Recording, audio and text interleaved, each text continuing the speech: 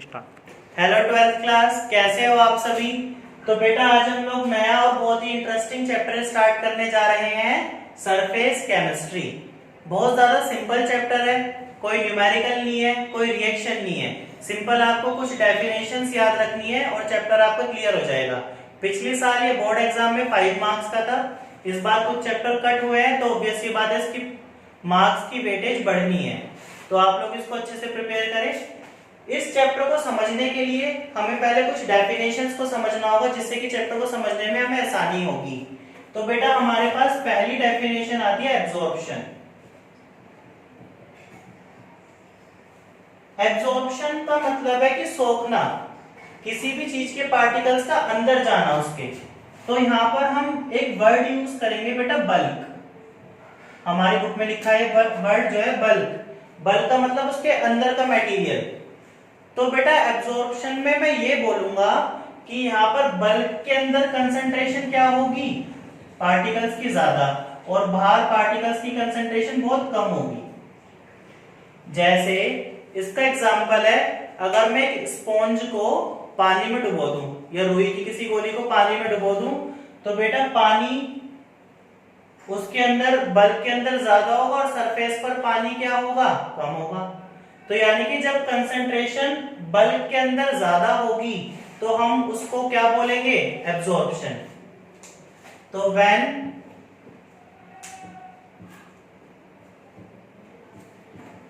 concentration of particles is more in the bulk, जब particle की concentration bulk में ज्यादा होगी, ठीक है ना, देन द सरफेस, सरफेस के मुकाबले। Example, dipping the sponge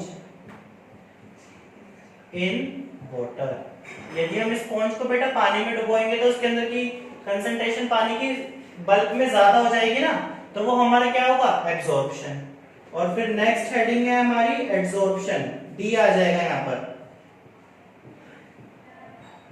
adsorption क्या होगा बेटा, जब पार्टिकल्स की कंसंट्रेशन बल्क में तो कम होगी या होगी ही नहीं और सरफेस पर ज्यादा होगी। सरफेस पर कंसंट्रेशन क्या होगी, ज्यादा होगी। जैसे अगर आप एक प्लास्टिक की बॉल को शहद में डुबो दो तो शहद प्लास्टिक की बॉल के चारों तरफ चिपक जाएगा, तो वो फिनोमेना हमारा क्या कहलाएगा, एड्सॉर्प्शन। ठीक है, तो when concentration of particles is more on the surface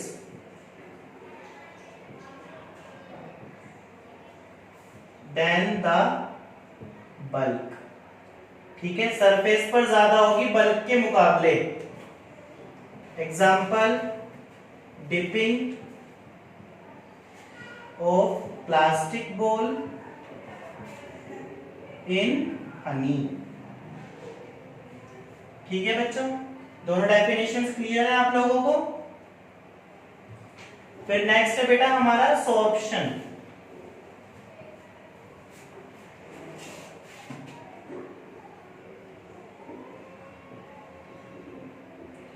sorption का मतलब जब एब्जॉर्प्शन और एड्सॉर्प्शन दोनों एक ही साथ चलेंगे उसको हम लोग बोलेंगे सोर्प्शन। ठीक है, when absorption and adsorption both takes place together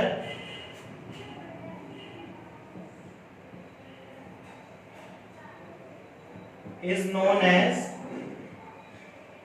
sorption.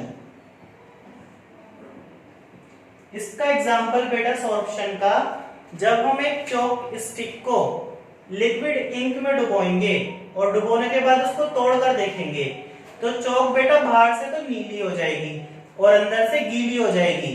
तो यानी कि वाटर तो हुआ उसमें एब्जॉर्ब, अंदर तक चला गया चॉक के, और जो इंक के पार्टिकल थे वो केवल चौक के बाहर ही रहे, यानी कि इंक के पार्टिकल हुए एड्सॉर्ब। ठीक है, और दोनों ही प्रोसेस क्योंकि एक साथ हुए तो इसलिए हमने इसको बोला सोर्प्शन। तो इसका एग्जांपल क्या हो जाएगा बच्चों? When we dip chalk stick in liquid ink, जब हम चॉक स्टिक को लिक्विड इंक में डालेंगे then water will get absorbed and ink will get adsorbed। Ink का क्या होगा? एड्सॉर्प्शन। ठीक है, क्लियर है बच्चों? तो ये तीनों डेफिनेशन आपको ध्यान रखनी है, और इसमें भी सबसे ज्यादा हमारी एड्सॉर्प्शन वाली यूज होगी, क्योंकि हमें सरफेस केमिस्ट्री पढ़नी है। सरफेस पर तो एड्सॉर्प्शन ही ज्यादा हो रहा है ना, तो हम आगे चैप्टर में जब भी पढ़ाएगा एड्सॉर्प्शन का ही जिक्र करेंगे। Thank you class.